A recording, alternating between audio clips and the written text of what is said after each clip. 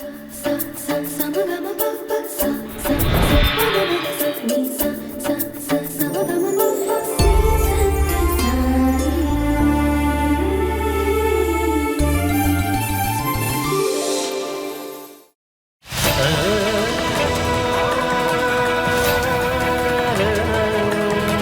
सत्य साई दिव्य कथा, श्री सत्य साई दिव्य कथा, श्री सत्य साई दिव्य कथा।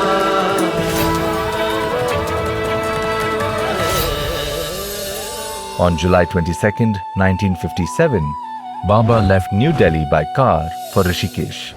When he reached Shivanandha Nagar at 6:30 p.m. that evening, Swami Shivananda called for a special gathering of the disciples at the ashram and offered Baba a hearty welcome.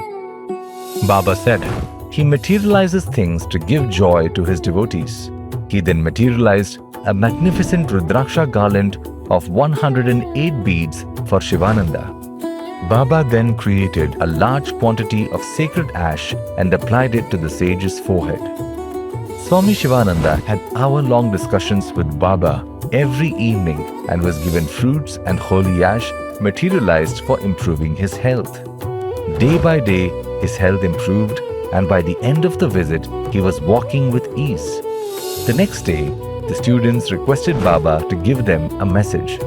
He said that the Ganges speeding to the sea was like a sincere seeker of God. Every river knows it has come from the sea and is prompted by that knowledge to hurry back towards the sea, no matter what obstacles the earthly terrain throws in its way. Baba also spoke of the word Bhagavan, an appellation by which he was introduced to the gathering. He said that Bha meant creation, Ga meant protection, and Va meant change or transformation. Bhagavan is capable of all three. That is my secret, he announced. Some asked Baba questions that were troubling them. In response to a query on what is the nature of scriptural writings and their value to modern times, Bhagwan said they were like signposts indicating the road. The path has to be traversed in order to experience the joy of reaching the goal. Someone else in the crowd asked a question on the existence of heaven and hell. Baba said, both exist here in this world. Sri Baba stayed in the ashram for 7 days, much to the joy of Swami Shivananda. On the 5th day after their arrival, he said, "Let us go to Vashishta Guha, Vashishta cave." The place was nearly 15 miles away from Rishikesh. The route was through difficult terrain, with a steep half-a-mile climb down. At the end of this tricky trek, they found to their surprise a sannyasi standing with a garland for Baba. How did the sannyasi know that Sri Baba was coming? The sannyasi was none other than Swami Purushottamananda, who had been living in the Guha cave for several years. Seeing Baba, he went to a trance, losing all body consciousness. In Baba's party, there were 2 musicians, Raman and Lakshman, who sang songs of saint composer Tyagaraja in that sacred place. Slowly, Swami Purushottamananda came back from his trance. There were nearly 40 of them in that party that evening. Sri Baba sat on the floor of the cave. Purushottamananda's pupil, Swami Kalikananda, said to Sri Baba, "I have chronic stomach pain. Please bless me."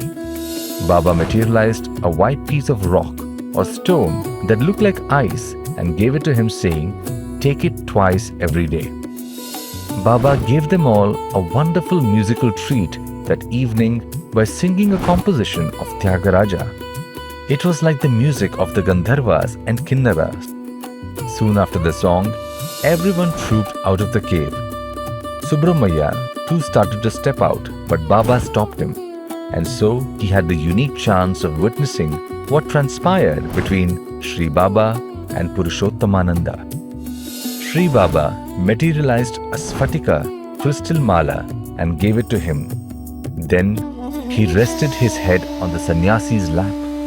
As Subramanya watched, the head became bigger and continued to increase in size at the same time becoming lustrous like the sun. The entire cave was bathed in a resplendent light, a rare luminosity, a tejas radiance that filled the atmosphere.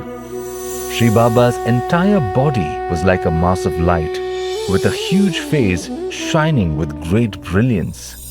Subramanya stood transfixed, aware that this was no ordinary sight but a divine vision. What grace!